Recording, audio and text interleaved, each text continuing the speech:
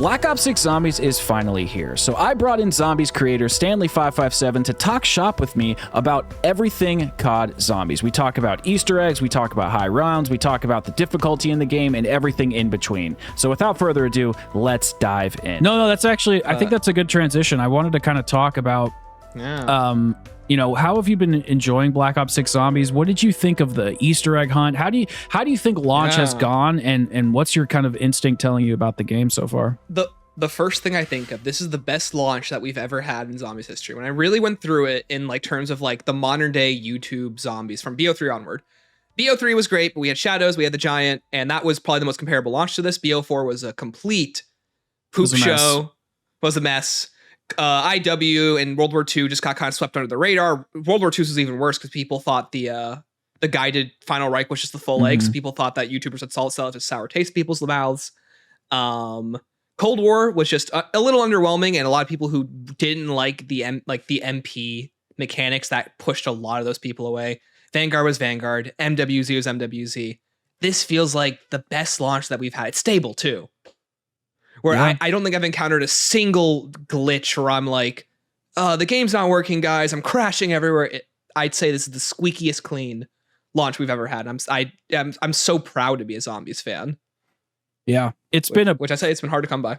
It's been a great launch. I mean, BO4, I was super excited about. It was just so much fun, and the hype was in the air. But yeah, the crashing and the co-op and the Easter egg stuff was all kind of, it was like too much. It feels like BO6 is like, okay, listen, we got it right with that 2-map strategy in BO3 with the dichotomy of the more complex map, the more simple map. But these guys chew through content like madmen. So we do need to give them that 3rd or 4th map like quickly. And that's what DLC 1 is going to be. Like, that's where I think one of the issues BO4 really hurt itself with was that it didn't release its maps over time. It was just 4. Yep. Like, if they had done each one a month over the year, and then you could stretch out the DLC a month into the year too, or every other month, would have been perfect for BO4, ignoring the crashing, ignoring everything else. How people receive the content, just, you know, that would help. And even Classified was not a super complex map or anything, but since everything was so fucked, you know, nobody could get to round 150 or we didn't even know it was 150. We didn't even know what it was. Well, they changed it. I thought it was 2. I thought it was like 2 something before, and then they dropped it down. I've heard people say it was 255. I wouldn't know. I never, like, you know, we didn't even figure out the hunt until December when they lowered it, and then people were custom mutation glitching to it. That's true.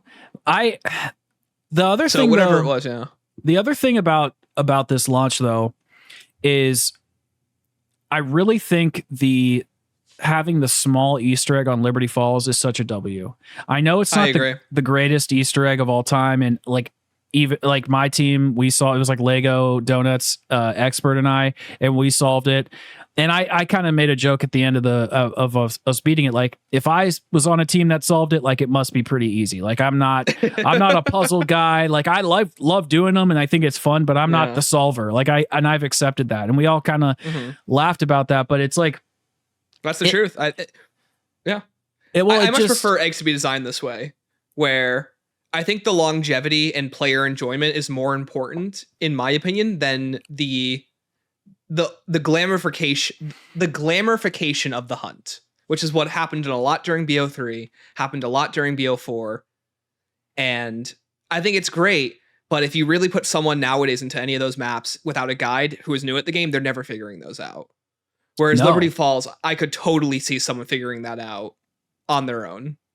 Liberty Falls for sure. Terminus, I definitely would not be able to figure out. I did figure out a couple stuff, like a couple things on my own, but we'll put a pin in that for a second, because I want to talk about Terminus for sure. But the other thing about Liberty Falls is, like, every time I go in that map, I'm probably going to do the quest. Like, I'm probably just going to do it. It's easy to do. Yeah. It's fun to do. Perkaholic. It's free perkaholic, all those weapons on the top of the roof, and then go for high rounds and just chill. Like, why would I will always do it. Yeah. 100%. But as far as Terminus goes, I think the quest was 8 hours, or no, I think it was shorter. I think it was only like maybe 6. Because it was like, because I think it was like 7 p.m. our time when they finished it, and it started at 1. Okay, and how the biggest issue was that first step. It was just getting the beam smasher the hard drive because we just didn't know how to get it. It was that very specific. So once we did that, the egg kind of walks you through it itself. And how do you feel about that? How do you? I think the quest should be at least that first step, difficult to understand, easy to replicate. We know that all you have to do is look down at the trap. If there's a card there, you shock it with the wonder weapon and you're golden. How do you feel about paying Peck for the code or whatever? That's perfect. Like there are some people that legitimately can't do math, and to have that option for people like that, it's the most simple, like 8th grade algebra math. And you know what? People who can't do it, that's great to have that option. I think that Zombies can get very monotonous in its puzzle solving, and maybe they were, it might be overkill. Maybe they were just worried people wouldn't be able to do it. But you know what? I think having the option, that's what BO6 is. It's having the option. That's how I would describe the game. That was really funny. It's just some people that can't do math. That was the best answer I think I've ever heard. Thank you. It's funny because I only looked one time for the numbers, but I couldn't find the numbers like around the map to actually input. So I was like, whatever, I'm just gonna go. Really? Peck. Well, I wasn't really looking that hard. I was just wanting to get to the boss fight. But so, do you know how to actually do it? I know that those like overlapping Venn diagram circles on the map or whatever they're called are convert into certain numbers. I just don't know. Literally, bottom left symbol is 22. Middle bottom is 21. Middle bottom right's 20. Then it's 11 and 10 in the middle rows, and that's 0 on top right. And then you just input those into the equation. Yeah, you just put them into the equation based on whatever number is the symbol on the machine. But where were the numbers found? Or they're not found. They're just on the computer. Like when you turn on the computers, they show you 3 symbols. Yes. Thankfully, the game takes pictures of those for you and then throws them on the code cracker machine for you. So if like your symbol is like notes? The sticky notes, that's where those come from. So your sticky notes are X, Y, and Z. So if your X symbol is like a white circle, you then go to the Venn diagram, or you go to like the number diagram. The top white circle is 0. That's it. Okay. So that means you know that X is 0. And the first equation is 2X plus 11. So it's just going to be 0 times 2, which is 0, plus 11. So your first number is 11. Gotcha. The second equation is 2Z plus Y minus 5. So it's going to be like if your Z symbol is equal to 22. 22 times 2 is 44. Plus 11, let's say that's 21. It's going to be 65 minus 5 should be 60. Gotcha. And I think that's the max number. Stuff like that, essentially. Gotcha. And then the final equation has an absolute value. So if you get a -1, your answer is 1. Interesting. Okay. That is pretty easy. And that's a clever little simple puzzle. Yeah, it's clever. Okay. That's what I like about it.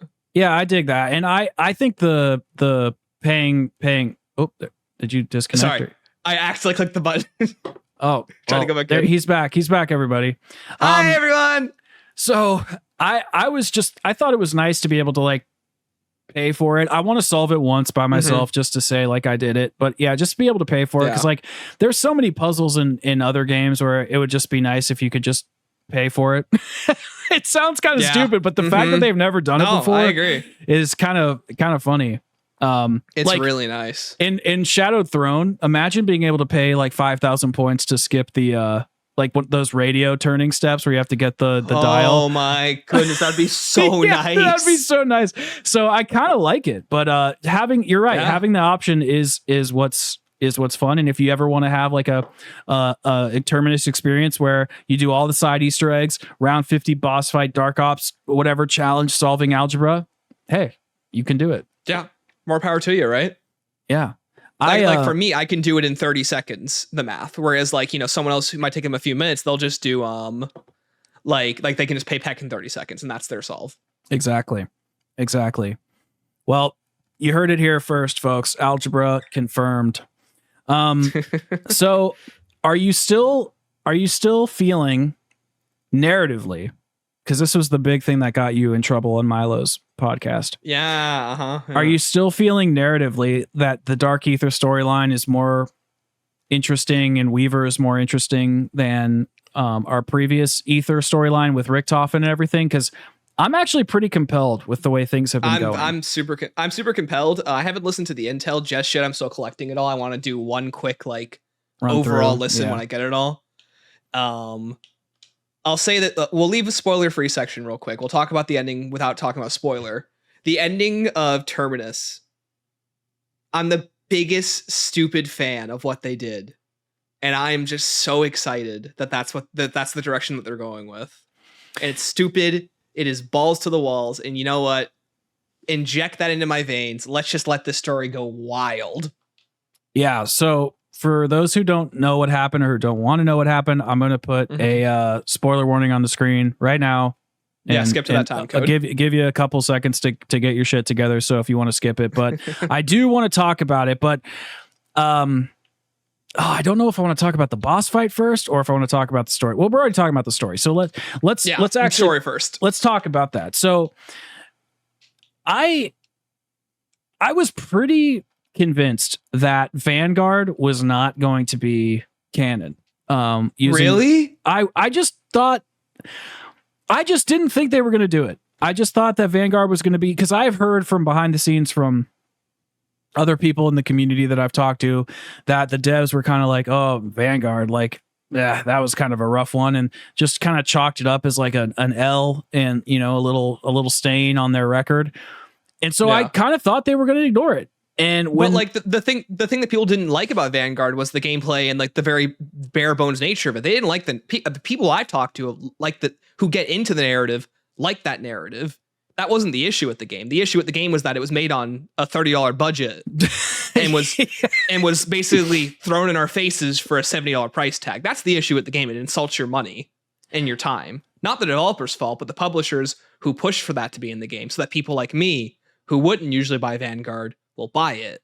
Yeah, I think that should be the bigger takeaway from it. Sorry, I didn't mean to cut you off. Though. No, it's fine. It's fine. I bought 3 copies of it, so because I always buy one for my PC and my PlayStation, and then I wanted to play it early, and so I bought one for Xbox the day of, so I could play it early. I literally I'm so ashamed that I did that, but anyway, he's dead. No, chat. Chat scold me. Yeah, no, you there? You cut out for a second there. Oh no, I'm here. Okay. Like go back the last 5 seconds that you just said. Basically, I said I bought 3 copies, and then I'm ashamed that I did. But crap. What was I going to say? Oh, the story for Shinonuma. Like, I just felt like the whole injecting Alistair or was it Alistair Rhodes that they injected? Alistair Rhodes. Yeah. I just thought it was so weird. And not off-putting, but just kind of like a dangling of like a piece of candy in front of our face. Like, oh, guys, don't worry. Like, I know this game sucks, but Alistair Rhodes. And so I was kind of like, that's weird. But the way I interpreted that was that like they wanted to gauge interest and see like, are people interested in this at all still? And if they are, let's do something with it. Because I don't think they would put that in there if they weren't testing that out. God, dude, I hope they go wild, man. I really do. I know. I mean, that cutscene though, they name dropped the words Sentinel Artifact, Prima Materia. That was going crazy. I'm like, there's no way they're really doing this. And I'm so hyped that they are. I'm gonna like, from day one, I was Chaos's biggest lover. I'm a big mythology guy. I'm a big Percy Jackson kid. So to see them cover those topics, to see them go into this cool mythology, to give every map its own like unique world building. And I mean, look at your Dead of the Night video. Like that video is awesome. But like talking about all the cool stuff in the map that they did for it. Chaos is like, it's such a high, it's so anti Call of Duty. It costs so much money. It costs so much money to make. There's so like little return. It's long-term investment, not short-term investment that it usually is. And it like requires this deep and rich knowledge of it, like a lot of development hours into it. And you know what? That's stuff that I want to see in Call of Duty. I do too. It's a shame. And to be fair, I don't think people really hated the Chaos storyline. Like as I said in my videos 10,000 times, it was just the fact that people wanted Ether to conclude, and it kind of got in the way. And I still agree with that, but I still like the Chaos story. And I'm even wondering, you know, the stuff that the amalgam is made of, the stuff that's in the multiphasic whatever it's called. Red. It's like it's very like red gooey. Is that like prima materia mixed with dark ether or something? Like let's go over some quick comparisons real quick. They've written the narrative in a way that they can easily reinterpret the chaos gods into just being dark ether entities like Cortifex, into Invictor, into Nordicus from Vanguard. They've essentially rewritten what prima materia can be, and that it can essentially, like, the red crystals in Vanguard could easily be hardened prima materia, sure, like it is in Ancient Evil. And then the gateway where the 9 are trying to go, like what the 9 were trying to hide, could just be like going to the dark ether. Yeah, and they don't even know it. Like, they're going to essentially hell. They're breaking to another dimension. They don't even know where it's from. Or like basically the 9 have been mistaken with this like ancient information that they were trying to protect from people. Yes. And it could be the dark ether trying to prevent, you know, an incursion from another world. Yeah. Cause technically, and correct me if I'm wrong here, this is how I interpret it. Like the world that Scarlet and Shaw and Diego and stuff were in, they were like in the world, like just the world as it is today.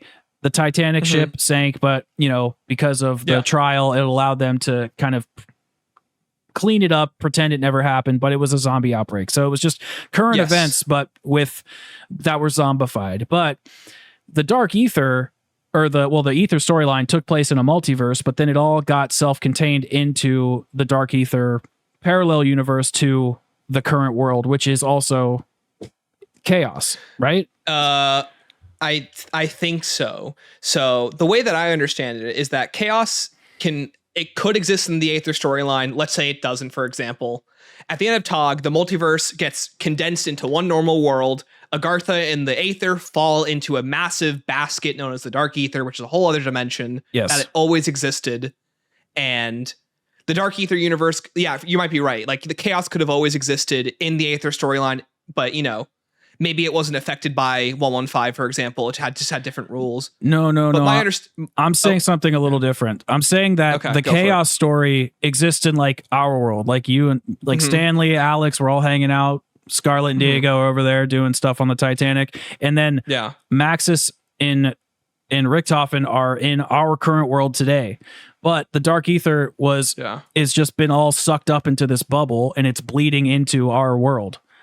Currently, so that's why chaos and dark ether can exist together, because they take place in the same space. Okay. Yep. I understand. Yeah, that makes sense.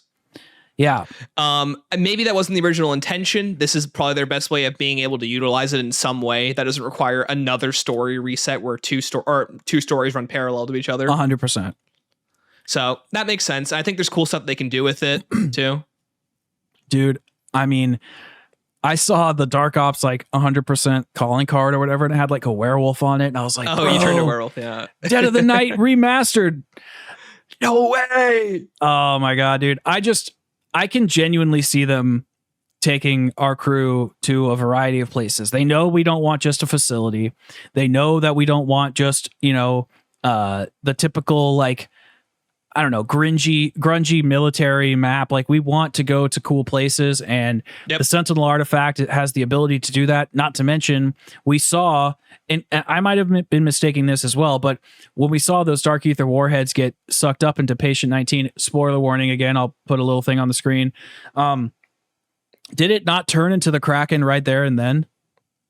Or was it? So I think the missiles landed in the ocean. They didn't actually go off, and then Dr. Modi got a hold of them, and then the Patient 13 consumed them, and that's what caused them to mutate. Yeah, so he mutated right in front of you. Yeah.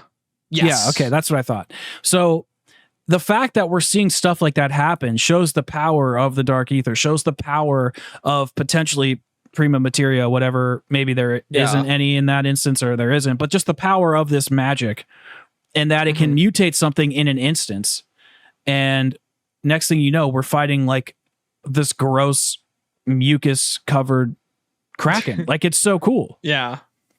Side note, by the way, we'll get into the Kraken later. I love the Kraken so much. It feels like a concept that they've been wanting to do forever now, and they finally got the chance to do it right. Yeah. Like Zetsubo, I could see them doing it. Voyage. What other? Voyage, I think they really wanted to do it on, but I guess they went with the more like it's easier to code a floating eyeball that kind of dances around. But this feels like I love the eye. It's my favorite boss. But this feels like they got the chance to do it and they were so excited they could. Anyways, back to Chaos real quick. I'm down to talk about the Kraken. I thought it was a great boss fight. I still actually haven't beaten it yet. I had to go back to work today. So, but cool. Nice, dude. But just the fact that it has so many, it's a pretty simple boss fight. Like the mechanics are pretty simple and laid out straightforwardly, but there's a lot of moving parts. You know, there's all those arms on the back of the submarine, or the port, whatever you want to call that area, the docking bay, and you know the Kraken's up there and you can run around and then he'll follow you around the map, slamming you down. Like it's a very well thought out boss fight. It's so cool, and I like the way that you can use the boss to kill the undead. Exactly. You can use that to your you can use it to your advantage. Like they're safe areas. You can run away to try and like force the boss to like stop attacking it, so it has to follow you because it locks onto you. The arena, it's a simple square, but it's laid out in such a unique way. With the way that it interacts with the boss, you can climb back on top. You have the water. Yes. All different mechanics. Yeah. The thing though about the actual slam attack, and I didn't realize this till I was up shit creek, and this is why I died, is I was using it to clear the zombies, but I was not getting armor or ammo. Oh yeah. So that's why I love Treyarch so much, is they're really good, at least in this game, more so than other games. And we can maybe get into this in a second, but they have done a really good job of balancing stuff. Like in Cold War, I really don't feel like there was any risk. It was all just, if you do this, you're going to benefit. If you do this, you'll benefit. If you do this, you'll benefit. But in Black Ops 6, it's like, no, if you do this, you're actually not going to get ammo or armor here. If you do this, the you might have dead wire on your gun and you'll be able to kill the amalgam, but you're not going to do a lot of damage to the mangler. It's like, it's a very risk reward heavy system, and I love that so much. I was just about to say, I brought this in my video. I love the risk versus reward. I know there's issues with the point system, and that's another conversation. But I do like the way that it actually forces you to make pertinent, engaging decisions with immediate agency. Do you get perks with special abilities? Do you upgrade your weapon? Do you get armor to defend yourself? There are these three core pillars, and you really don't have enough money to get it all. You have to make decisions, and even hitting the box will set you back. It'll force you to make choices, and depending on what you spend your money on. And if you want more points, you have to push the rounds, which will be the risk of, you might go down, or the enemies will get stronger and you might not have the damage to kill them all. Exactly. And then the problem with going down is you spend all your salvage to get a self-revive. But if you want to risk that and go, no, I really would rather just spend that on upgrading my weapon like I planned on doing. Well, now, like you said, more zombies are going to be in the map, which they're so fast in this game. It's just the perfect balance. And something I always say in videos about Black Ops 6 is everything was just tuned slightly to, I don't want to say easy, but just tuned slightly to more forgiving. You know, you have all the crystals to unlock, which means you have all the abilities on your melee, on your guns, on your perks, et cetera, et cetera. I mean, Black Ops 6, it just feels like everything's tuned a little bit to that difficulty, more to the difficulty side. So every time you're doing something, the compound effect of all that extra difficulty, that small little extra ability of difficulty makes how do I want to say this? It creates a lot of tension. Like I find myself just, sprinting around the map and having a good time. But if I'm not keeping up with my weapons and upgrading them properly, or if I'm not getting my perks at a healthy rate, or I'm not upgrading my, the rarity of my weapon, I find myself really hitting walls quickly. And I'm like, shit, I got to make a decision fast or else I'm going to die. And it's just great. I really do like that, because we talked about the fact that there's a whole controversy with the point system change. That was changed back in BO4, not because of Kevin Drew's brother, but because a big thing that a lot of people overlooked was that the developers they had the point system set up in a way that they could figure out where you would be at all times. And I feel like with BO6, they finally got it right, where by throwing armor into the point equation, they know exactly how many points you're going to have, how many upgrades you're going to have, and everything's going to feel either just out of reach, or like you're going to have just enough money to get the thing that you need at the right time. Yeah. And I don't know how they did that so masterfully. But it works really well. They have perfected, because a lot of people kept saying like, okay, well, I load into a map, right? And then I don't have my pistol, so I don't feel that tension. Or Jug is like right at the beginning of the map, so like I know where Jug is. Well, it's like, dude, I had to spend all my points to get to turn on power at Terminus. I have no points left. I still can't buy Jug, even though I know where it is. My gun is weak as hell. I can't upgrade it because I have to kill more zombies. It's like the power curve is... They executed it very well in tandem with the points, in tandem with the salvage. And then another thing, and I'm curious on your thoughts on this, in Black Ops 4, a lot of people hated the zombie spawn system. They're like, the zombies are spawning in front of you. Oh. They're so fast. But I think there was a problem because the player in Black Ops 4 didn't move as fast as the zombies, so it kind of felt counterbalanced. In Cold War, the spawn system was kind of similar. I'm sure there was things that were different, but you were so fast with all the perks and the movement, you could kind of skate through zombie hordes quickly. Now in Black Ops 6, I feel like the zombies have caught up to us in terms of speed again. So, and they kind of like wrap around you, and the hordes are always so spread out, in my opinion, at least. I feel like they have finally balanced the fast gameplay that Modern Warfare Zombies has brought, Vanguard has brought, Cold War has brought, and they finally balanced it with faster, wider spread zombies that are fucking vicious. Yes, I really love it. I love the crazy thing to me, and that I really do like. One of my biggest criticisms I think a lot of people have with BO4 is that zombies simply do too much because they spawn in front of you. You need defensive items like Winter's Will. You need the shield pretty much blocking every hit. You need Dying Wish. And in Cold War, they took armor, which armor is controversial in general, but it lowered hits. It gave you more chances. It allowed them to be more aggressive. It allowed them to spawn them way faster, way quicker, and in higher numbers. And in BO6, this is absolutely true. The lanes are just wide enough in Terminus where you can kind of get away with most stuff, but you're still going to take hits. The enemies aren't going to do a lot of damage, but they're going to be ravenous, and they are going to slowly picket you away. And I think one of my favorite moments is during both of the boss fights, where they lowered the enemies to, they only do 30 damage, if not less. They do the weakest amount of damage, but you have to contend with the boss in Terminus. You have to contend with the super sprinters in Liberty Falls, and they balanced it in such a way where it's fun, it's engaging. They're not completely overrunning you, but it's not easy either. Yeah. And it's those little nuances that I really enjoy. I don't see a lot of people talking about. Am I crazy though, or do the zombies feel so spread out? They just feel like they're coming at me from all angles. I feel like I used to be able to horde up zombies a lot easier. Has that changed? 100%, because I think the spawn cap now is like 48 to 50. It just whereas before it maxed out at 24. So instead they don't have to predict where you're going. They can just put 7 zombies in each barricade until they catch up to you and find out which path you're going down. Yeah, that makes a lot of sense. And then when you're training, they've been trying to fix this for years now, since BO1. Every game the horde gets a little looser and looser. So it's harder and harder to train them up. They have different varying patterns. They spread out more. They stumble over each other. They roll over each other. They stop. They run. All of these little efforts in tandem, just so that you can't circle them as easy anymore. And if you can, there's usually a mangler to disrupt them, so they all get stuck in their own horde. The amalgam can knock them over. The mega abomination knocks them down.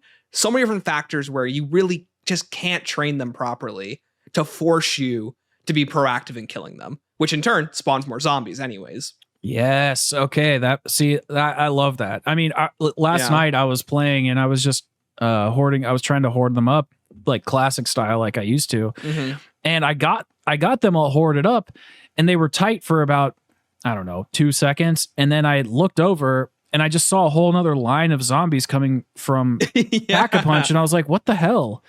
And then the Mangler shot them all down and pissed me off because I lost all my headshots. But yeah, it's just a very interesting spawn system. And before, especially in Black Ops 4, like I've played that game probably the most, so I really understand where zombies are going to be at all times. I used to be able to run in a room and like turn around and not get hit by a whole horde. Now, if I enter a space and turn around, I'm screwed. Like there's nothing I can do about it. Or if you go into the cafe where like the Gobblegum and the Gobblegum machine, the salvage machine are, like upstairs by like the mystery box on Terminus. Sorry, I know this. I know where it is. Yeah, I know where it is. Yeah, if you run in there, like zombies are coming in from the door by the arsenal machine. They're coming in from the door by the path and the stairway. They're coming from the door that is where the basketball hoop is. Like they are coming in from every angle, all times, surrounding you. And if you're not careful, like you're just gonna get surrounded and killed. And and you don't have a specialist to save you, which is why I'm about to say something super controversial. I think Black Ops 6 is harder than Black Ops 4. Oh, without a doubt it is. I think this is one of the people say it's easy. This is one of the hardest games in the franchise. If you ask me personally, in terms of like minute to minute engagement or second engagement, it is the hardest. Maybe not overall the most difficult, like in terms of getting to the higher round, in terms of zombies downing you quickly, but you have to be quick on your feet. You got to make these split-second decisions nearly every minute on every round, and the game moves fast. It's so You'll be fast. on round 20 and you can get to round 20 in 15 minutes without a rampage inducer if you're really just plummeting through the rounds. It's so fast, and I don't want to say it's harder than Black Ops 3, like standard mode, if you took out Gobblegums and stuff. The difference between Black Ops 3 and Black Ops 6 is that Black Ops 6 is designed with Gobblegums in mind, whereas Black Ops 3... You think so? Yeah, I do. I'll explain in a second. I think... Wait, what did I say? Did I say... You said BO6. Do you mean BO3 is designed with Gobblegums in mind? No. So I did speak correctly. I just thought I made a mistake. Okay. No, so I think Black Ops 3 was designed with Gobblegums to make you overpowered, to break the rules. And I think BO6... Well, obviously you can play without them and it'll be harder. I think Black Ops 6 is designed with Gobblegums in mind as a little bit of a pressure release valve. So it's like, sure, I can use a crate power a wall power to get like a pack-a-punched weapon, or I can use the Wonder Bar thing to like get the Wonder Weapon a little bit earlier. But I still think it doesn't do as much of the heavy lifting like Gobblegums did in the past. I think, and plus they're designed to be earned in game. If you use a double points one time in the middle of a round, if you use a double points Gobblegum, it's not going to like drastically change the game like it does in Black Ops 3 or it does in Black Ops 4. I just think that the elixirs in Gobblegums in the earlier renditions of zombies were really overpowered pretty much at all levels. And whereas in Black Ops 6, like they want you to use them. I feel like that's where the game gets a little bit, like I said, the pressure releases a little bit. Not a lot though. Like I still find myself like using a perkaholic and then just getting completely smacked down by amalgam. And it's like, well, that's gone, you know? And I don't know, maybe I just haven't played enough. Maybe I'm still kind of getting used to it. Do you not think that Gobblegums are... First of all, I love that term, pressure, like the release valve in terms of the stress on the game. That's such a perfect term. I have not used a single Gobblegum in the entire game. Oh, really? I have beaten the quest. I've done them for fun. I've played till like round 50. I think the game plays just like BO3. I think the game plays perfectly fine without them. I think unlike BO3, however, I think I talk about this a lot with the perk mechanic in BO3. You're not required to have them. And I think in BO3, in my opinion, I think that they absolutely crack the game wide open. You get like 90 seconds of fire sales. You can always spawn in like 10,000 points with a double points of extra credit. You get all the perks, which you can't naturally do. Whereas in BO6, you can pretty much do anything that a Gobblegum can do, ignoring a few exceptions. Like, the power-up ones, those make sense. Anywhere but here, you can't naturally do. That's definitely a get out of jail free card one. But I like that the option's always there because obviously at our skill level, like, I don't think I need them, but for like strategy building, for deck building, for engagement, they're a great system to have. And that's why I like people can use them if they want. You don't have to if you don't want to, but they are definitely going to make the game harder if you don't use them. The game wants you, and I agree with that. The game wants you to use them. They want you to engage with all of the mechanics. In Cold War, traps were useless to the point where they don't even show up. They don't even show up on D Machine and Firebase C. On Mauer, it's the guard tower trap, and then Forsaken, you've got the plane, which sucks. Oh, that's right. Yeah, they're terrible. But in Cold War, they are some of the few options that will insta kill zombies. I like that weapons are weaker. I like that you're struggling. I like that the ray gun is. Yeah, I like that the ray gun is part of your progression, which I don't think a lot of people think about. The game wants you to go from normal weapons to getting a ray gun to getting the wonder weapon, and then using traps, using score streaks to try and free yourself of all the stress that you're going through. Because there's so many different methods to earn a ray gun in both of these maps that I've noticed so far. Yeah. Like 5 of the side Easter eggs have a chance to give you a ray gun. The box has higher odds. The loot caches can give you ray guns. The Samantha box can give you ray guns if you do the trials. So I think that's part of the game cycle is to go to the ray gun at some point, which I really like. Yeah, I like that traps are useful. They're also cool too. In Terminus, I love the Aether Cannon. I actually haven't used it yet. I keep forgetting about it. Oh, it's so cool. The tentacle traps are cool too.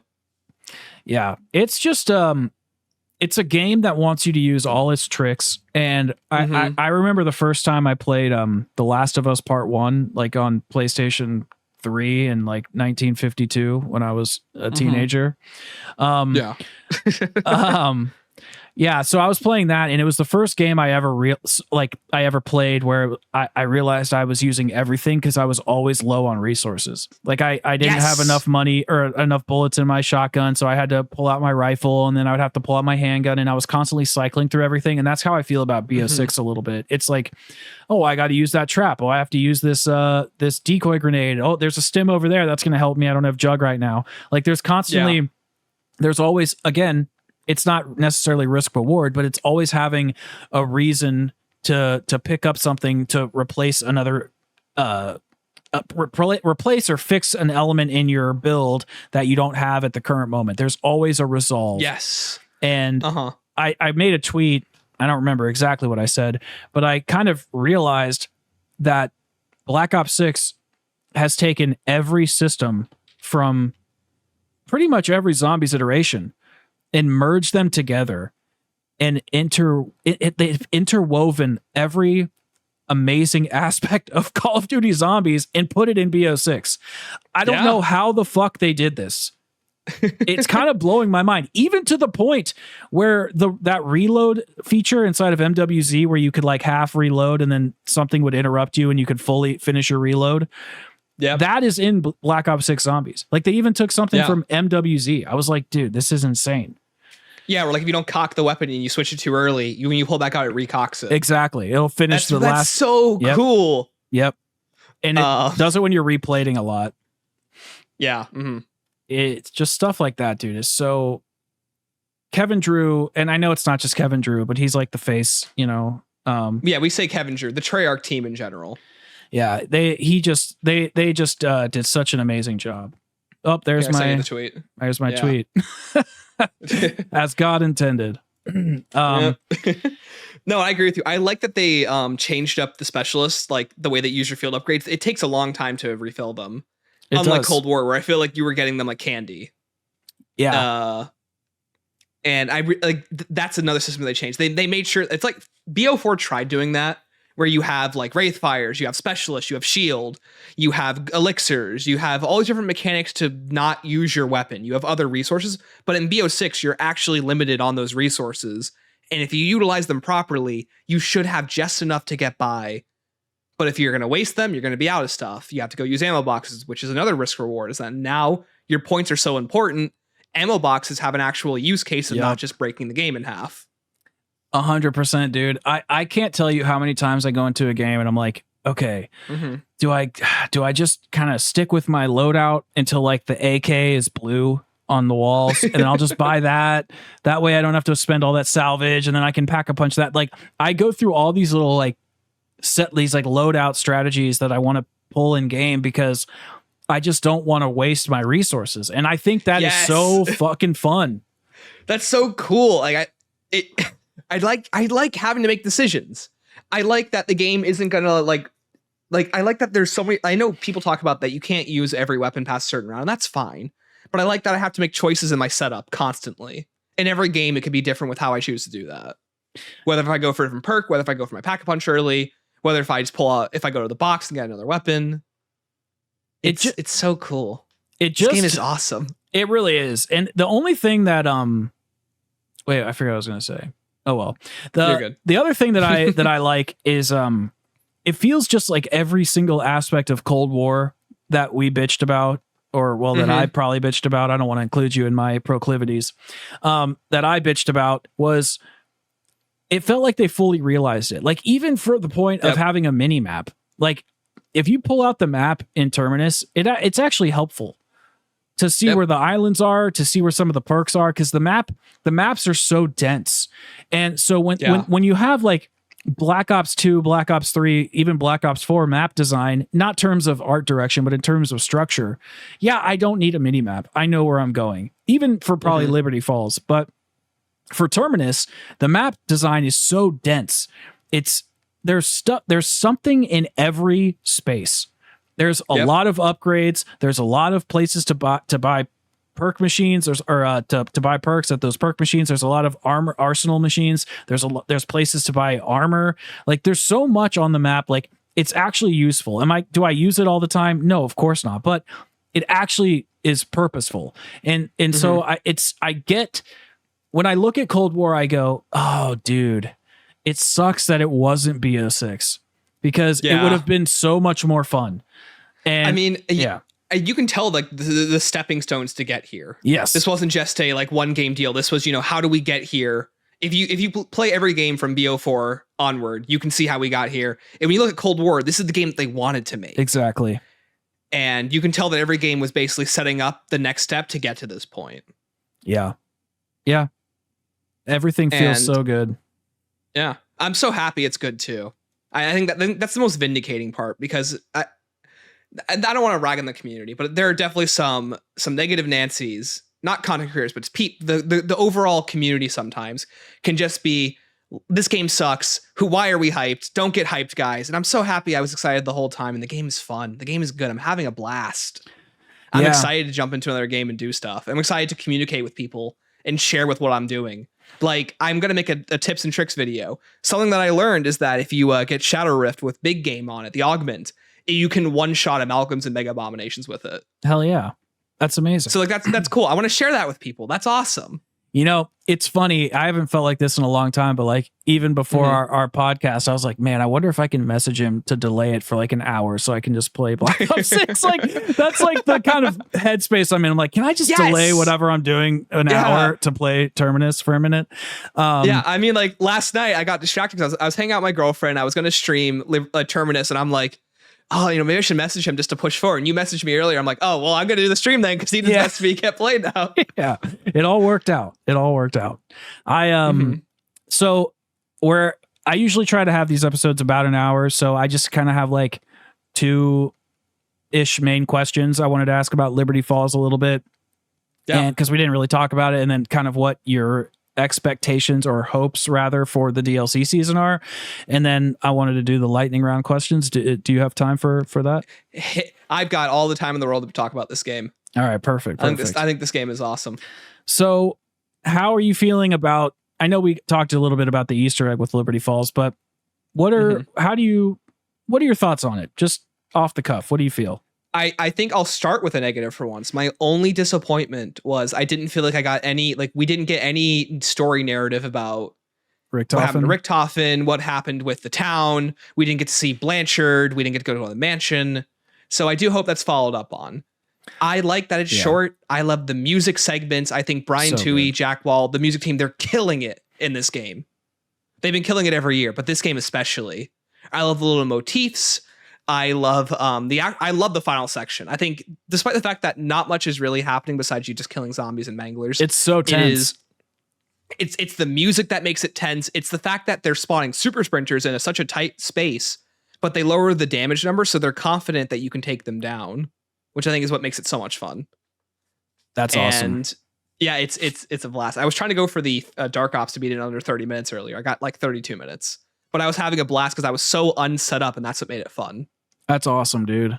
I pretty much agree with everything you said. I was genuinely expecting there to be Richtofen ending cutscene. So I thought so too. Yeah. I was really shocked when it was just a flip of us getting trapped in the dark ether. But I mean, sorry, my mind's kind of fracturing right now. Now it's making me think, are there going to be potentially 2 storyline issues, like kind of not like plot lines? I'm not sure. Oh, big thing I want to talk about is that, like, who are we playing as? That's never revealed. We're not the Requiem Rapid Strike Team Force. We're just not the people that Blanchard expected to be here. So I don't know. I thought the cutscene would answer that. We didn't get anything about that. So my real quick theory is that we're playing as the Requiem Strike Team because Ravenov in MWZ says that he was at Liberty Falls, but we didn't see him at all.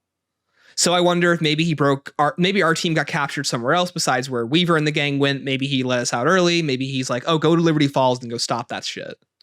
Well, and inside of Terminus, Weaver says, like, I wonder how Ravenov is doing. Ravenov, yeah. Which is like definitely a nod towards him somehow intersecting into our lives again. I feel like, I mean, could be just a stretch. And then the guy's name Panos? Or Panos, yeah. And yeah, that's Panos. because he also looks like another character from Cold War. Think about it. Oh no, he looks like Maxis. Yeah, he looks like Maxis. Yeah, I don't think that. I think that's just unintentional. Yeah, I think the biggest thing with him is that he's probably communicating with the Shadow Smiths, who are like, hey, we'll get you out of here, but you need to like help us. Yeah, and that's probably what he's doing. Because like he seems too giddy to get out of there to the point where he's willing to like sacrifice other lives to get himself out. Yeah, it's just a weird plot thread, and I don't see like when we see Richtof. I want the connection between that. I want to figure out like there's not enough connective tissue at the moment. Whereas I feel like Terminus gave me so much more to connect to. Well, and the Liberty Falls intro cutscene, like that made sense too. And then we have cutscene was insane. Yeah. And then the map, nothing really happens that connects that just yet. So there's a lot of plot threads, and the fact that they're setting something up this big makes me feel like we have a lot of ground to cover. And also the fact that they're doing in-game cinematics, kind of like with Maya's brother. I'm so happy that they did in-game cinematics again, because they look, not the fact that they're not like pre-rendered cutscenes, but I'm happy that they did a mid-show cutscene. Yeah. They did they're doing in-game stuff again. They look really good too. They do. Graphics are so good in this game. Yes, they look fantastic. I know a lot of people like to shit on BO4 and they say it looks bad. It definitely doesn't look great on console. I'll give people that. But if you play Black Ops 4 on PC, you can see it's a substantial upgrade from Black Ops 3. It's a beautiful game. It really is. It's so good. Yeah. And Black Ops 6 is an upgrade from that for sure. I will say the only thing about the art design in Black Ops 6 I'm not a super huge fan of is feels like some of the spaces in Terminus are kind of barren. Like there's nothing on the walls. But again, it's a facility. So like I can't really complain. Like that's probably what it would look like. The map is really dense in a lot of ways with the play space and stuff like that. But I think it's just them reaching the limits of like how big they can make a map and what they can fill it with. Probably because at this game you could not put Terminus on any other game, which I really like. Oh yeah, I feel like Liberty Falls feels like a keynote to BO1. It feels like this game could be on that map could be on Cold War. It does. Whereas Terminus feels like a BO6 map through and through. But they are definitely stretching the limits of what you can do with the zombies map. That's why they made the zombies faster. That's why they let them spawn in bigger hordes. Yeah. Yeah. So I hope that level of quality is kept up throughout the season. I don't just want Terminus to be Spaceland. I want it to be every map to feel like it's this big event. Agreed. Which is a high standard. But I think that they've had the opportunity, the development, and the brains to follow through on that. So what do you think DLC 1 is going to be? I've heard leaked words about a map called Janus Towers being thrown around. Okay.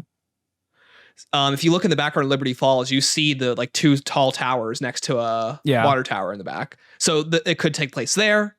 The mansion, because it wasn't seen in this map, it has to be some dead of the night map where it's like there's don't even half tease the map me. Is in the mansion. Bottom half of the map has to be a facility. Avalon.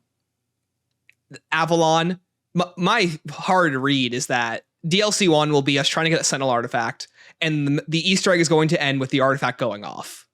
And DLC 2 or 3 will be like a trial. Bro. And that will be like that will be where like the story really starts kicking off. Are you trying to give me a heart attack? I don't want to say that 'cause it's so stupid, but it's so cool. I love it. And I would love I want to see this stuff get reintroduced. I want to see a Sentinel artifact. Like, if you're going to reintroduce that plot narrative, I need to see Weaver and the gang in a Sentinel trial. How are they going to react to that? Because I feel like that's where the narrative's leading. It's something going wrong. That's your mid-season twist, is that they get trapped in a Sentinel trial, and that completely messes everything up. Like, you know, let's say they find Richtofen, they find Blanchard, they find Ravenov and Croft. You've got these like 12 characters all coming together, and then Richtofen and his like back against the wall activates the artifact, and they're all getting screwed. Like Voyage, kind of. Like Voyage, like exactly like Voyage. That would be pretty sick, dude. And that gets me so excited even thinking about that, because it's such a cool idea. It's so cheesy. It's so like it's that stupid Avengers meme where it's like, you know, whatchamacallit, like Richtofen, you gotta stop Kang. Where it's like you've got Diego Nicali talking with Dr. Peck, and like Point Dexter from IW pops out with Willard Wyler, and they have to stop the God King from World War II. Like stupid stuff like that, fan fiction-y. Yeah. And you know what? I'm so here for it. The only problem with Diego and Scarlet is that they were all in the 1920s, so they're probably dead now. I'm sorry. Do you know how Sentinel Trial works? They all get stuck in time. Yeah, but then the trial, they solve the trial and then it ends. So like, but so they didn't describe the rules of the trial very well. So let's go off Voyage for our example. In Voyage, despite the fact that the trial can go on ad nauseum an infinite amount of time, for people who aren't in the trial, it looks like the blink of an eye. Sure. But in Ancient Evil, they describe the trial as it's been going on for hundreds of years. Yeah, it's 2,000 years. Yeah. It's 2,000 years. So what are the rules of the trial? Does it activate in real time? Does it freeze time? How do you partition to join a trial? Because Perseus activates the trial in Ancient Evil. So how do the Chaos Crew become a part of it? When you get to the end of a trial, like if you give up, do you then become a zombie until someone frees you? Like in 9, did our characters just never give up and they just did 3 Sentinel trials, which have been like foretold to never have been completed by any normal people? I don't know. So I think hopefully this continuation of Chaos gives us answers to those rules of what Chaos can act, like the Sentinel trials can actually do. Because my theory is they're stuck in the Library of Alexandria for like 90 years, and like Weaver and the gang free them. If they are in an active trial, then yes, I would agree with you. If they're if they're not, then they're probably dead. No, they're all dead now. Like maybe like, you know, Bruno's an old man sitting in a chair somewhere. I would just like to see Scarlet just at 89 years old bitching about her dad. Like I just think that'd be so funny. That would be funny, yeah. Or maybe like, I don't know, maybe she like recounts the story of like what happened to them in DLC 2 is the Library of Alexandria map, and that like the end cutscene is everything going wrong. And her and Diego retired and they have a little family. Yeah, And like she gave up on chasing her dad's dreams. So stupid. And then like then maybe like Shaw and Bruno are old men running the Society occult. Oh, that's just so funny. Okay. Real quick, do you know what the Society occult is? Not that specifically, no. Okay. So basically in Vanguard, there's this group of ancients called the Society occult, which is basically like a reworded version of the Order. Okay. And they're like this ancient society that have communed with Dark Ether gods. They have a Hotel Royale like area set up for them in France, which is where Avalon is. Okay. So, which is what's teased at the end of Terminus. So basically, it's their way of essentially writing in the Order again. So maybe the Order evolved into the modern era past like Ancient Evil, because all of them died and Bruno and Shaw were the last 2. Because Medusa turned them all to stone. Well, that's another question I would have, because did they actually all die? Because what about? I don't know. Yeah. The High Priest. Yeah, because he was there. Because the High Priest is shown to still be alive in all the way up to the comics when Scarlet like stabs him. Yeah, so there's a lot of questions about Chaos that I think we'll get a little bit of answers to, but I don't think we'll get a ton. I just hope that they at least maybe tie a couple loose ends up just to give us some satisfaction, and then at the very least bring up that fantastical atmosphere. Because seeing this grungy, I know I already used that word earlier, but the dark, dank, grungy atmosphere, this nasty atmosphere that Black Ops 6 has with that fantastical element could be so cool. Yeah, I think that's what always separates zombies from other zombie media. It's not just zombies, it's monsters, it's fantastical, exactly. It's going to other world, it's putting yourself in a world not like our own. That's the only thing I've still not liked about this modern era of zombies. It's kind of tying itself into campaign and MP and Warzone. It's kind of tying itself down to that. And I think Terminus almost gets it away from that. I think Terminus is beautiful. It's almost like nothing we've ever seen in COD before. It's definitely unique. And that's actually what Black Ops 3, every Black Ops Zombies iteration has had its own voice and its own flavor. And Cold War felt the least inspired. And I'm not dogging on the devs or anything. It's just it felt the least inspired. But Black Ops 6 has it feels like it has its own identity. BO4 had its own identity. Black Ops 3 had its own identity, so on and so forth. And I feel like we're back.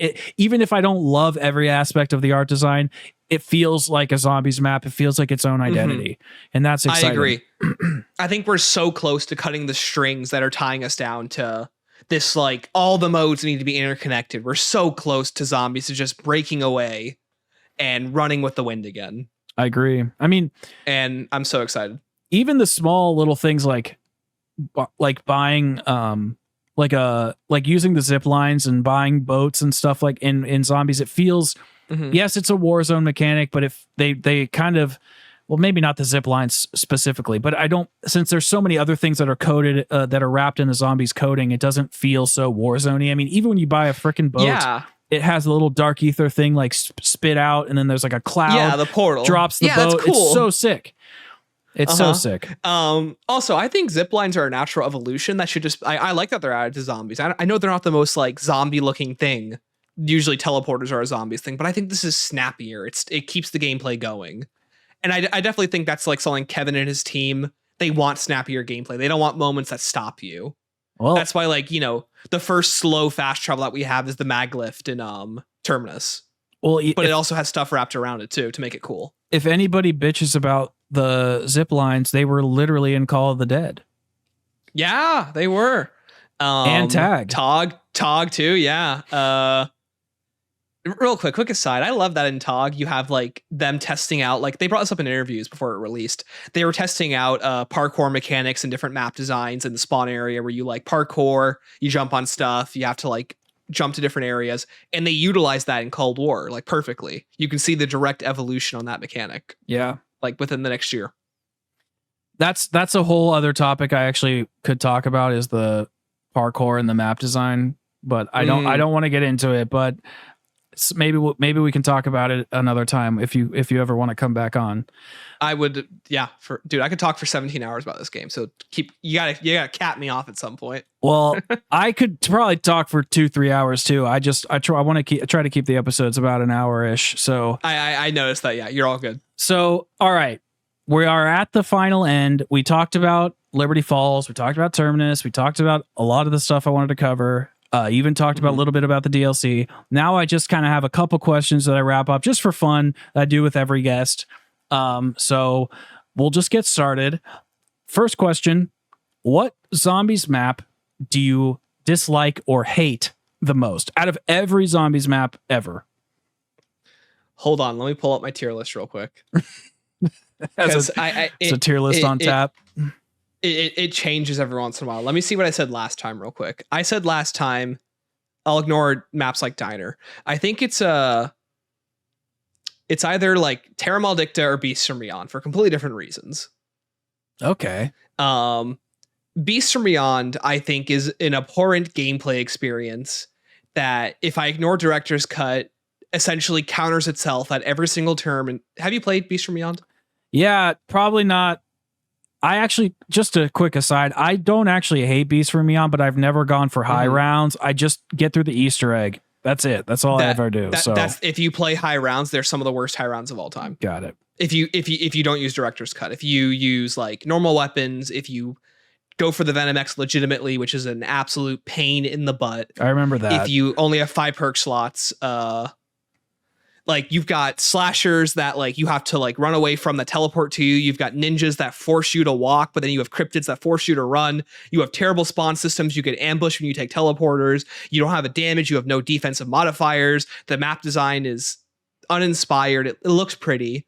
The concept is extremely uninspired. The ending is terrible. The Easter egg is 2 steps long, and the boss fight is the worst in the entire series. I actually like the boss fight quite a bit. I despise that boss fight. There's no defensive mechanics against those cryptids, and the bosses are bullet sponges unless you use specific strategies to one-shot them. Anyways, Terra Maledicta is just super uninspired, and it was made on a $5 budget and is not worth the price of admission for any like amount of money that you'd put into it. Terra Maledicta, that's a whole I do agree, though. I think the Dark Ether, I think it was the Gaming Revolution and I were talking about how the Dark Ether should be like different places, but the Vanguard Dark Ether, that could stay away, in my opinion. Yeah, I didn't like the way that was characterized. I don't like it at all. But all right, next question. Besides Treyarch, who is the best zombies developer? It's a 50-50. Or I guess there's 3. Raven only made 4 maps, so I guess I can't really count them. And I don't like Exos. Sledgehammer I think Sledgehammer, and it's really a 50-50 for me. After reviewing IW, I have such a respect for what they did, the ideas that they put into the game. I think World War II is the more solid of the 2 entries. But I think it would have to be Infinity Ward. I think that Lee Ross and his team did have a very unique magic to them and passion to them that really shined through when the game was good, but when things were going wrong, I think that they didn't make the best decisions in terms of their game. Despite it being a fun game, I think that they were the most in tune with the community. Are you counting MWZ in this equation? No, I consider that a Treyarch venture, despite the fact that you're not wrong. The other half was developed by Sledgehammer, right? I think because the first half was Treyarch. I think Sledgehammer took over, but I do think IW devs worked on it too. So I think everybody kind of. I mean, I think that's a joint venture. Yeah, so I'll say Infinity Ward then. Okay. All I'm going to say is whoever developed the Unstable Rift, that's my least favorite developer. Fair enough. I think that was Sledgehammer. Okay. So would that mean the next question is who would you like to see take another crack at zombies again? So does that mean you would like Infinity Ward to do so, even though Lee Ross and his team are not there anymore? Yeah, I'm not sure because I don't know the voices of those other 2 studios right now. So I'll say IW simply because of their past work, but I don't know who works at either of those studios anymore and what their direction would be. So only based off of previous information. Okay, fair enough. What is your craziest? Well, you've already gotten in trouble for this one, but what is your craziest or hottest take about COD Zombies? Yeah, director's cut in IW is probably it. It's a great addition, and I'm so happy people can play with it. But I think it blinds people for how terrible the IW maps are actually designed at times. I think it's so easy to forget. I think it's so easy to forget that when you play with it, how terrible the maps actually are and how unfair they can be. You know, that's actually a really funny point. This was one of my first attempts at doing a zombies review like a couple of years ago. I did one on Spaceland, and one of the things I hate about Spaceland is it's so slow to get started. Like the zombies take forever to get into the map. It takes a while to kind of get points and just to get going. And the Easter egg is only 3-4 steps. It's just like, it's not really that fun of a starting point, and you kind of get going and then it gets good like in the later rounds, like 20, 30 or whatever. But the starting point is just so boring. And I don't know. I think some of the zombie spawns are a little weird. And but when you play on Director's Cut, you can zip through all that crap. You can open up the map. You have all your perks. You can get all your weapons pack-a-punched in an instance. Double pack-a-punch is available right away. And it just takes Spaceland, which I like Spaceland. I don't think it's a bad map by any means. I think it's just a slow start, and Director's Cut just eliminates all of that for me. But I haven't played it in a while, so I'd have to give it a new shake. That's an extremely interesting point. I never thought about Spaceland being slow. I think that, so just continue on to the point. I just think that people, they use director's cut as a band-aid fix for a lot of the game's deeper issues, and I don't think the maps are rated as fairly because of that. But upon re-review, my 4.5 hour IW review, I very much found respect for mainly the first 4 maps. I think Beast from Beyond was the only map I really despised. Fair enough. That's a fair. Which is better because I despised every map originally, but now I like most of them. Yeah, it's a good game. The guns suck, but it's a good game. This is just a little personal question. Do you have any other YouTube channels for yourself? No, this is I got my main one. That's it. Thank you though. Okay, fair enough. All right, now we're in the lightning round, and I spelled lightning wrong on my own notes, so I'm gonna fix that. There we go. Lightning. Yeah, okay, let's go. Lightning round. Perk limit versus no perk limit. No perk limit. And I actually now kind of agree because of BO6. But if it was Cold War, I would have probably been mad at you. All right. Oh, okay. Yeah. Shield versus armor. What do you think? Crap. If this is before BO6, it would be the shield. BO6, it's I really am starting to like armor now. It's contextual, if you ask me. It works better in this game. It does. It's crazy how I don't know if I speak for everybody here, but I was so pissed that armor was a wall buy. And now I'm like, I can't wait to get to armor. Yeah. All right. Double tap or rarity system? Contextual, but currently no double tap. Rarity works fine. Okay. So it's a better increase. You're 3 for 3 on modern zombies. Modern zombie shill over here. I know. But I should preface, every single point is contextual based on the game that you're in. If this is like BO3, I understand double tap is perfectly fine in that game. That should be the best way I can put it. So I guess maybe I'm answering these wrong. Let me answer them based off what I actually like. Double tap, I think it's a great perk, but I'm happy that we've reverted its systems into other mechanics. Yeah, it's actually splintered off into a lot of different things, like attachments or, having the rarity system or whatever. It's like it's splintered off into other elements, which I think is interesting to see Treyarch do, is to see them take something that was just like one idea, like Dying Wish, and it's like now that's part of Jug, or taking certain elements of Speed Cola and time slip and the rarity system. It's like time slip is now in Speed Cola. Yeah, that's cool. Yeah, it's like I think all like these different ideas require balance and retuning. Like BO4, I love that perk system, but there are so many redundant perks, and I'm happy that they're reorganizing them back into other ways. Yeah, I agree. I do agree. I will say for the shield versus armor, though, as much as I like armor in this game, I do miss crafting a shield and having that extra offensive capability. Yeah, my bad. I was thinking too much BO6. Let me back up. This shield is infinitely better. It's cooler. It's part of the design of zombies that I think that we're missing out on sometimes. Like that's part of the vibe of the map, especially when they're unique. Like 9's a spear and a Spartan shield. That's awesome. Yeah. Yeah, it's pretty sick. Origins is like Riot Shield fits perfectly on the map. Well, I like that we kept upgrading it to a point where now it has offensive capabilities. And that's something I didn't really think about. I think it was Greg or Dalek, I can't remember, but they were talking about the shields, and because they picked armor initially. It must have been Dalek then, because I don't think Greg picked armor. But he brought it up to my attention, like most of the shields in Black Ops have not been offensive. Like Black Ops 4 was the first game where they were really all offensive. Like I guess you had the shield burst in Black Ops 3, but in Black Ops 2 they were all they just defended your back. You couldn't really do shit with them. So it didn't really. They were an improvement on a more aggressive enemy. That like the risk versus reward originally in Transit was you could carry a shield that could help you, but you couldn't turn on power with stuff. You didn't have traps. You didn't have the jet gun. Yeah. So that was the risk versus reward. And then by Mob of the Dead, it became integral to your core systems. Yeah. Agreed. To the point where then BO4, it was now in BO3 and BO4, it was an option that you had to use. Yeah. A fun option. The Gorod Krovi one option, this is my favorite. I love the Gorod Krovi shield so much. I know. I mean, in Terra Maldicta, the wonder weapon is that shield. God, I hate the Terra Maldicta shield.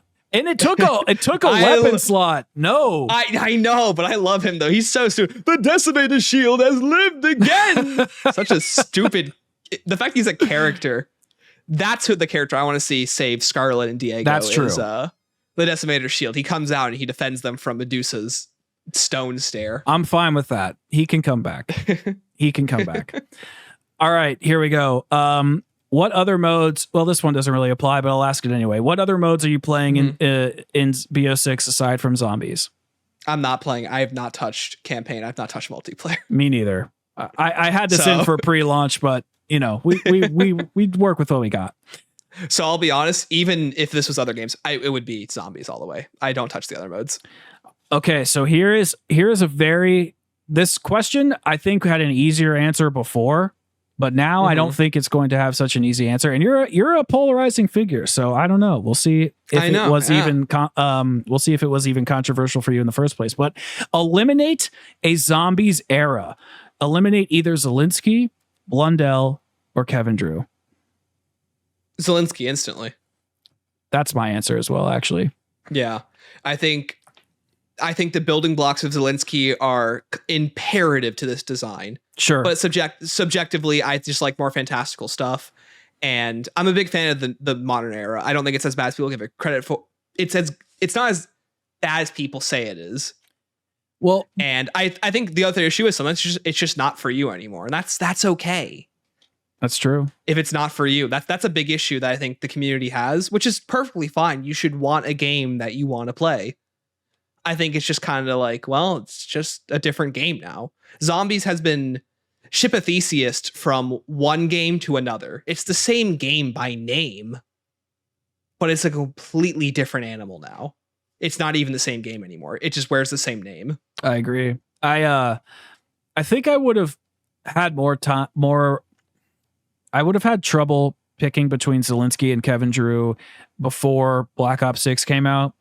But the other reason I would have had trouble picking Kevin Drew to eliminate Kevin Drew is he was on Origins. He was on, most of the BO3 maps. He helped design Ancient Evil.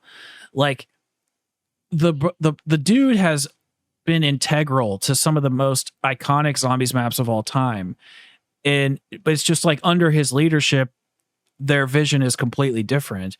And it's weird seeing the artistic shift. And that's where I wonder, like, who was in charge of that? Was that Blundell? I wonder if he was kind of the one steering the ship there. Yeah, I think it's infinitely more complicated. It's so easy to just be like, here's the good guy, here's the bad guy in the situation. Sure. Grr, Kevin Drew, this game isn't what I wanted it to be anymore. Jason Blundell, that was the zombies that I love. It's not just those guys. These are games made by the passion of tens of hundreds of people. Sure. Hundreds of hands touch these games and their development. And I think it's so easy to just be like, to make straw mans and to put people on pedestals when the actual answer is it's complicated. And zombies will be good or bad depending on the people that make it. It may or may not be for you anymore. You might like something, you might hate something. Every experience is different. And I'd say I'm always a give them the benefit of the doubt kind of guy, first and foremost. Yeah, agreed. All right, last two questions. Who would win in a boxing match, Cameron Dayton or Lee Ross? Oh, Lee Ross. Okay. And should open... I think his beautiful locks of hair will kill him. Oh, he shaved them off, dude. Oh, he did. You're right. Oh, no, I forgot about that. They're both bald. Yeah. Well, now you're... Well, I guess beforehand. Yeah. Now it's equal fighting. Now they're unequal. Now they're unequal. All right. Should open world zombies come back? That's my last question. Yes. Okay. In this game or what? Not in this game. Like MWZ, make a dedicated game for it and actually dedicate time to it. I liked MWZ enough. I think it has a million different problems, but at the end of the day, it's fun. But it needs to be like supported. It needs to add new stuff to it. And there's absolutely an audience for it. I mean, I agree. I liked it quite a bit. I just thought it got boring really fast. I thought it did. Yeah, it wasn't supported properly. Like it was fun. You know, there's a ton of issues with it. I think the game became too easy, once we got to the end game of it, because you could just schematic stuff every game. And if you didn't have the schematics, you just couldn't do anything. Yeah. But yeah, there was a couple other things that I had an issue with. I thought, and I stopped playing at season 2. So I probably need to go through it again, but I genuinely felt like the in-game, the game's design was to retain players for just to increase the numbers of the actual game rather than have people enjoy the gameplay loop. I felt like the gameplay loop was just always pushing a little out of reach. Like I really enjoyed getting set up and getting schematics and building towards things, but that was so much fun. I loved getting schematics. That was something I felt like Zombies could definitely go in more on. Like these rare unlockables, these like really cool 1% chance stuff. That absolutely has a place in the mode. Yeah. When you like experiment with it more. No, I agree. I just mean like something that could have taken 25 minutes was like always pushed to 40 minutes. Something that could have taken a 45 minutes was always pushed to an hour. And it was like, they were always just pushing, they were always just milking everything to the final end. Oh, that, yeah. And that's what I mean by like retention hacks. It was like, okay, I get it. You want this to be the highest played mode on a Modern Warfare game, like whatever stats they pad out, and it's fine. It just, and I'm sure by the end of it, like you said, if you're OP and you had a bunch of schematics, then it probably didn't really feel like that, because Donuts kind of disagreed with me as well. And it could be just because I stopped playing, because I felt like that. I felt like they were just always trying to get you to stay in game a little bit longer, pad out their numbers just a little bit longer. The way I felt was that MWZ was such a, like, every game was like 10 steps forward, 9.5 steps back every single game. You're just a half step in. And every single game, you would have to spend 40 minutes getting set up again just for the last 20 minutes to actually make some progress. Yes, exactly. That would like be meaningful. And you couldn't, and every game was like that. So it was very repetitive. Yeah. Yeah. All right, man. Well, we did it. We made it through the episode. We're alive. We're here. So much fun. Thank you for having me on, though. I appreciate it. Yeah, thank you for taking the time out of your day, and you're always welcome back. I have a couple more guests I want to do like individual episodes with, but I eventually want to do like 2-3 people at a time and just have like a group conversation where we're kind of all, talking about various ideas. I think that'll be interesting over the course of that'd be a blast. So you're always welcome back, and appreciate your time. And for those who are listening, thank you for your time. And don't forget to subscribe and like to Stanley's channel and to this channel and to the main channel. We really appreciate you guys watching, and we'll see you all in the next episode. Take care, everybody. Bye.